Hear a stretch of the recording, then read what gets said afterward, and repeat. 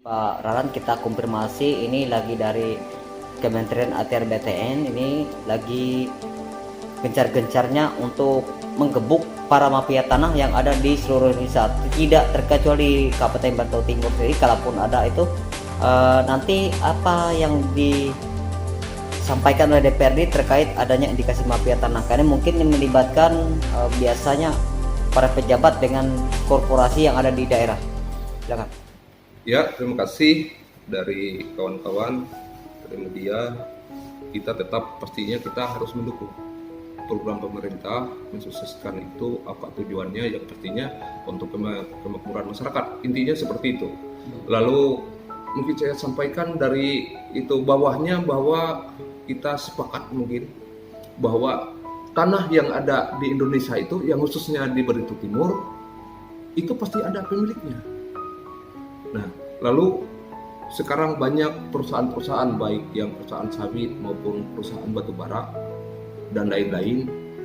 Lalu kalau saya tidak bisa mengindikasi lalu ini mafia atau seperti apa. Mungkin yang keluhan masyarakat apa itu masuk di itu, saya kurang mengerti.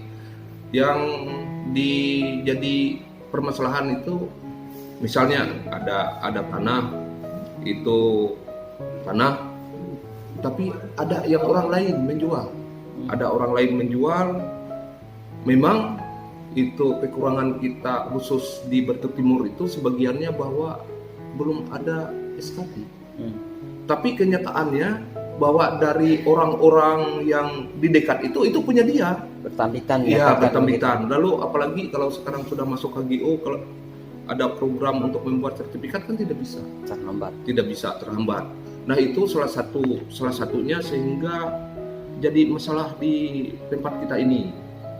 Itu yang seringnya itu ada yang menjual orang lain, kita tidak itu ada intervensi atau seperti apa, sehingga permasalahan tanah itu lalu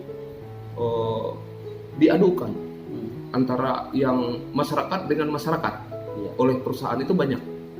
Itu tetapi keinginan kita ke depannya kami mendukung untuk yang memberantas mafia tanah. Tapi saya tidak yang mengatakan itu mafia tanah. Itu nanti ada yang berwenang untuk itu seperti apa ini, tapi ini perlu ditelusuri. Khususnya kalau di DPR ini banyak laporan-laporan dulu kita sering RDPO, tetapi penyelesaiannya juga kurang terlalu maksimal. Yang paling banyak apa laporan? Apakah terkait sengketa tanah? Sengketa lahan. Ya, penyerbutan, dianggap bahasanya penyerbutan. Ya, kalau kita melihat dari intinya itu bahwa itu perusahaan membeli. Sebenarnya kalau perusahaan tidak salah sebenarnya kalau dia membeli, tetapi yang salahnya ini ada SKT-nya, sudah ditandatangan oleh kepala desa, sudah tanda tangan oleh kecamatan. Setelah verifikasi lapangan, itu bukan punya dia. Ternyata masih ada masalah. Ya, ada masalah, bukan punya dia. Dan kenyataannya memang yang tidak ada, malah ada SKT atau tidak ada SKT ini. Kalau tidak ada SKT kan kita ada batasnya. Batas dengan siapa kan? Ini betulkah tidak? Betul, punya dia, tetapi dia kalah oleh sudah dibuat SKT. Tapi proses membuat SKT ini yang tidak pas oleh orang yang punya tanah itu lain. Nah, itu yang banyak yang terjadinya laporan-laporan itu, sehingga dianggap penyerbutan. Sebenarnya kalau kita lihat perusahaan itu tidak yang menyerbu oleh dia beli, sudah ada suratnya. Tapi proses untuk membuat surat itu saya tidak tahu. Itu yang perlu dipertanyakan. Iya, dipertanyakan, bukan ranah kita. Iya. Ini contoh Pak, kalau untuk kasus yang baru saja mencuat ini di Janajari ini, ada tanah yang keluar SHM-nya, surat kepemilikan hak milik berupa sertifikat, tapi itu diklaim perusahaan masuk dalam HGO. Nah, ini gimana Pak? Nah, seharusnya kalau dia masuk HGO, kalau itu HGO-nya yang aktif lah, yang aktif berarti kan tidak bisa membuat sertifikat. Saya kurang tahu sertifikatnya apa duluan dari HGO atau seperti apa. Sertifikatnya terbit tahun 2022, kebetulan program PTSL Pak Jokowi. Iya. Nah, ini yang lagi mencuat. Itu apa harapan Bapak? Apakah terkait masalah ini harus cepat supaya terang benderang, artinya APH, aparat penegak hukum dalam hal ini untuk memberantas mafia tanah, termasuk kepolisian, kejaksaan dan pengadilan dan Pemda.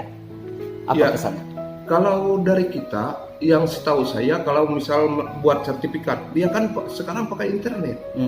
Dia kalau itu HGO aktif, itu tidak bisa diukur. Kalau ini bisa diukur, nanti silakan itu dilihat yang kenyataan di lapangan seperti apa. Berarti kalau secara logikanya saya berarti kalau bisa diukur sudah keluar sertifikat, apalagi tahun 2022, berarti HGO-nya memang mati. Tidak ada HGO-nya. Kalau ada HGO-nya aktif, tidak bisa masuk.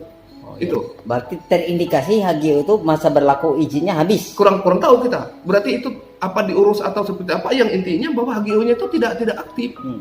Kalau aktif dia tidak bisa. Kalau itu memang di dalam HGO itu. Bahasa konteks saya di dalam HGO. Artinya secara otomatis BPN tidak akan menerbitkan. Tidak mungkin.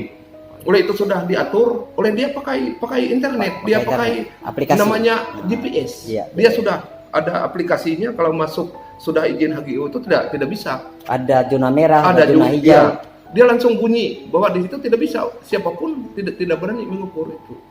Nah, harapan Bapak ke depan seperti apa Pak terkait carut marutnya persoalan tanah yang ada di Kabupaten Batu Timur? Mungkin saya yang ke HGO-nya, mungkin yang carut marut itu. Mungkin proses, saya tidak mengatakan bahwa proses pembuatan izin baik tambang maupun HGO itu salah, bukan. Tetapi mungkin ada sesuatu terjadi di dalam perizinan itu sehingga tidak clear and clean. Artinya itu kalau dia sudah keluar HGO atau dia sudah keluar IUP, berarti kan clear and clean sudah. Nah, proses itu kan panjang, proses clear and clean. Misalnya itu kena kampung. Oleh kebanyakan kan banyak kampung yang masuk HGO. Orang mau minta dibuat sertifikat tidak bisa. Ditanya dengan masyarakat, mereka tidak pernah. Kalau perusahaan itu harusnya ada pertemuan dan lain-lain ya. Harusnya misalnya luasnya 20.000 hektar misalnya. Nah, clean and clean maksudnya apa-apa dalam situs kampung, situs budaya, mata air itu tidak bisa, itu harus dikeluarkan sehingga dari 20.000 itu keluarnya mungkin 15 atau 12.000. Nah, itu baru clear and clean. Kalau ada masalah seperti ini berarti kita pertanyakan proses dalam pembuatan izin itu. Baik itu yang HGO untuk perkebunan maupun izin tambang IUP. Itu mungkin dari kita, dan ini tidak bisa kita sendiri saya rasa. Oleh ini kita di daerah, provinsi maupun pusat, ini proses ini.